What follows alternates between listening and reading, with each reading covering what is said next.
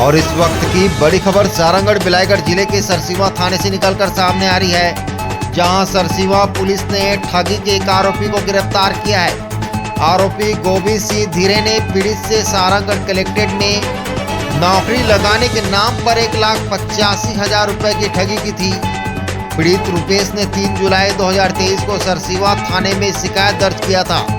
आरोपी को सरसीवा पुलिस ने कोरबा जिले से पकड़ा है। पुलिस ने आरोपी के खिलाफ 420 का मामला दर्ज कर न्यायालय में पेश किया है।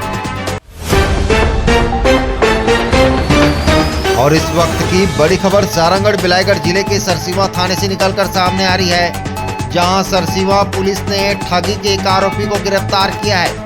आरोपी गोविंद सिंह धीरे ने पीड़ित से सारंगढ़ कलेक्ट्रेट में नौकरी लगाने के नाम पर 1,85,000 रुपए की ठगी की थी।